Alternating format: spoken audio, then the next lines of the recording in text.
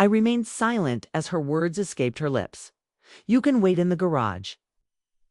The laughter that followed carried an unmistakable resonance, sharp and artificial, steeped in both wine and malice. Yet it wasn't solely her voice that pierced the atmosphere. The entire room joined in, amplifying her tone like a dagger, while their collective laughter drove it deeper into me. As I surveyed the crowd, I noticed everyone else was comfortably seated. Her former college roommate, the yoga instructor she seldom mentioned, even the divorce attorney she had previously claimed we no longer needed.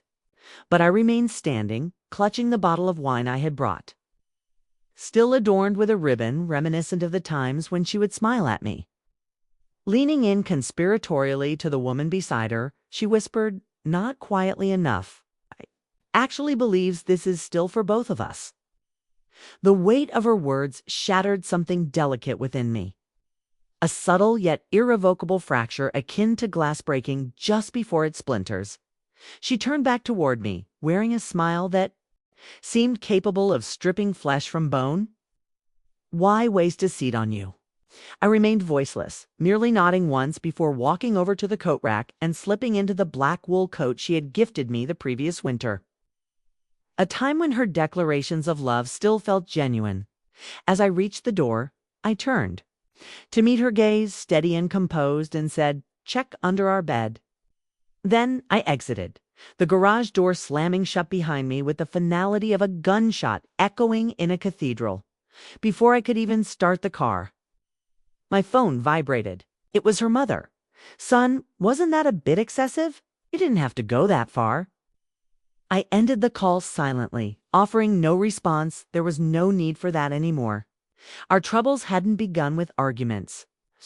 They started with laughter that excluded me and furtive glances shared between people who feigned unfamiliarity.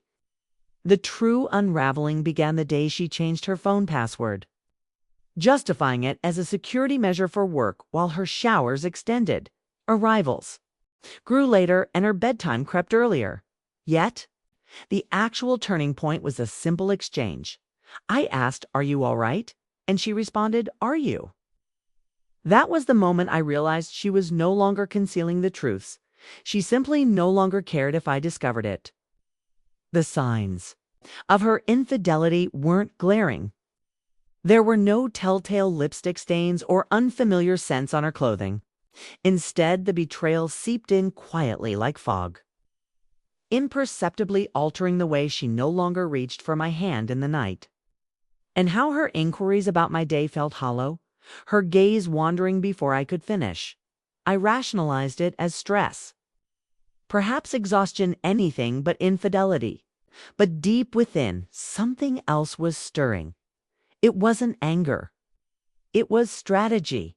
I allowed her to believe my silence was ignorance, giving her the confidence to grow increasingly careless. She mistook my quiet demeanor for weakness, forgetting that my most meticulous plans often unfolded in silence. Thus, I acquired a second phone, cheap, disposable, and untraceable. Under the guise of a man seeking legal advice, I sent anonymous inquiries to every family law firm in town, including the one she utilized. Most responses were standard legal jargon. But one stood out. Scribbled in her familiar handwriting, in the margins were the words, "No shared assets." Husband unaware? Soon after, I received banking notifications revealing that she had opened a checking account hidden from me, using it to book hotel rooms twice a month in a nearby city, all under various aliases, yet consistently checking in with one name, Holloway, her maiden name. I contacted the hotel, feigning a confirmation call for a reservation. "Just checking on Mr. and Mrs. Holloway's booking," I said. The receptionist replied cheerily, "Oh yes, they're frequent guests." I didn't react with anger. Instead, I meticulously gathered evidence, saving every receipt, every hotel confirmation, and every GPS record. I archived everything with precision, preparing for the next step, not for her, but for the little boy who called me Dad. He was 5, possessed my expressions, but none of my DNA. I arranged for a paternity test and waited. sharing a bed with her for 47 more nights, kissing her forehead, and enduring dinner conversations while she rehearsed her half-truths, as if reciting bedtime stories. Destruction need not be loud. The most profound collapses occur when the scaffolding vanishes just as someone begins to feel secure. The envelope arrived quietly on a Thursday, plain packaging, nothing to raise suspicion.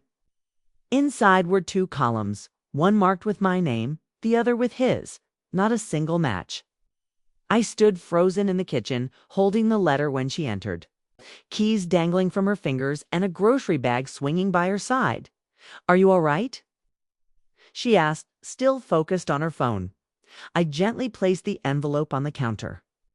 She glanced at it, then met my gaze. "What's that? Read?" "It," I instructed. My hand remained steady, but hers trembled as she picked it up. I watched the color drain from her face, her mouth twitching, twitched, and her knuckles whitening as she gripped the counter, struggling against the floor that seemed to shift beneath her. "I can explain," she began, but I merely nodded, indicating she should do so, just not to me. I turned and took my keys from the hook. She reached out, tears welling in her eyes.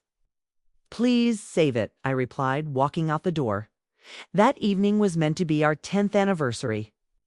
She had organized everything: venue, playlist, guest list, down to every detail that mattered to her. Those who didn't matter stood awkwardly, ignored in the garage. But I wasn't merely standing there. The night before, while she slept peacefully beside me, I had already moved out half my belongings quietly and methodically, every important file, every hard drive, every financial document she thought I had discarded long ago. The party had never been intended to celebrate our marriage.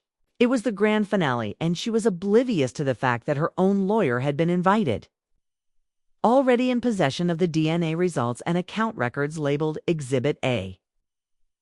She had no idea I had audio recordings of her conversations. Laugh. Every plan, every lie. When she made me the punchline of her private joke, calling me useless and unnecessary, I didn't shout in defense. I simply looked her in the eye and said, "Check under our bed." Beneath it lay a sealed folder containing 2 items: the original title to our home, purchased solely in my name before we exchanged vows, and a letter in my handwriting addressed solely to her, concluding with the line, "I let you lie just long enough to watch you stumble over the truth." That night, I didn't return. I ignored her calls, her texts that escalated from "I'm sorry" to "You're cruel," and finally to "Please." By the time her mother reached out, I was in a dim, dusty motel room, paid for in cash, the type that leaves no trace. "Son, that was too far." Her voice trembled. "No," I thought. I didn't destroy her. I merely provided her the space to do it herself. I stared at the television, which was off, my reflection the only thing looking back at me. For the first time in months, I didn't feel like a shadow. I felt resolute. I dropped the phone onto the thin motel comforter, lay back, closed my eyes, and allowed myself to smile quietly and coldly.